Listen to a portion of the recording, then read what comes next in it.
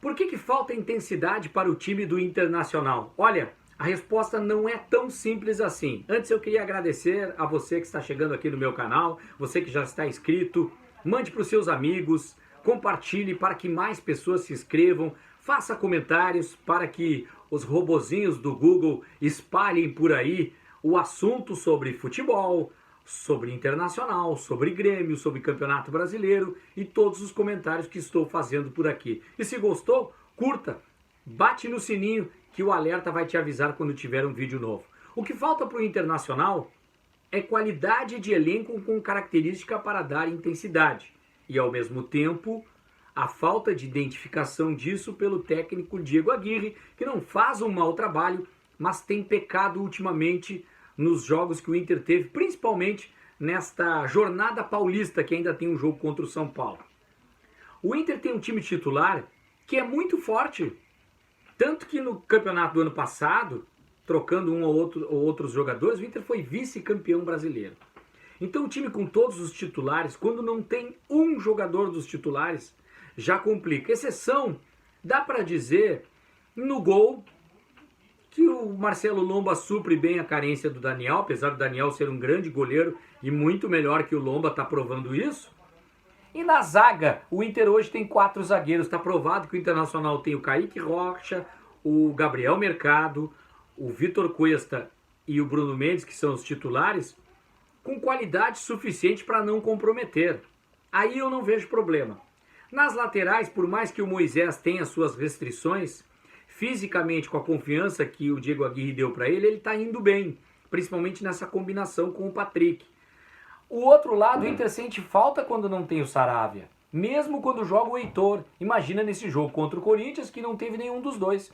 Teve que improvisar o Gabriel Mercado, que não comprometeu na marcação, mas quase não acrescenta nada lá na frente. Então o Inter virou um time canhoto, só jogava com o Patrick, só jogava com o Moisés, e deu certo no momento que sai a jogada, sai um gol do Lindoso. Só que aí quando o Inter faz o gol, opa, gol do Inter, vamos se encolher, vamos garantir o resultado. O Inter é ainda mais reativo, quando que o Corinthians não veio para atacar tanto assim.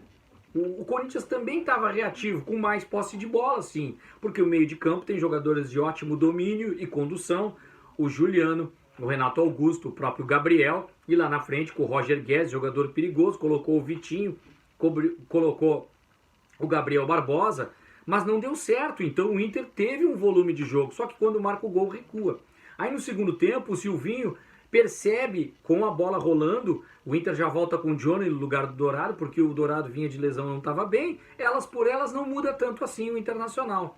Só que aí o Silvinho percebe, coloca o Du Guedes, coloca o Gustavo Mosquito, né, o Gustavo Silva, ganha em velocidade, o Juliano aparece dentro da área, faz um gol. Imediatamente depois o Tyson recebe um cartão amarelo, praticamente pedindo para sair, né? Não que ele pediu, mas é sintomático. É a hora de colocar o Maurício, o jogador de maior intensidade.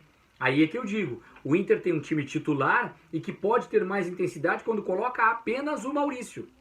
Depois não tem mais o que fazer. Talvez em alguns jogos o Caio Vidal vai fazer alguma coisa pelas pontas, dependendo do adversário, mas contra o Corinthians não. Era a única mudança, mas aí ele pensa em tirar o Lindoso, porque o Tyson começa a jogar um pouco melhor de novo. Só que nesse pensar do Lindoso, o Inter sofre o pênalti e a virada do Corinthians. Aí já era tarde demais.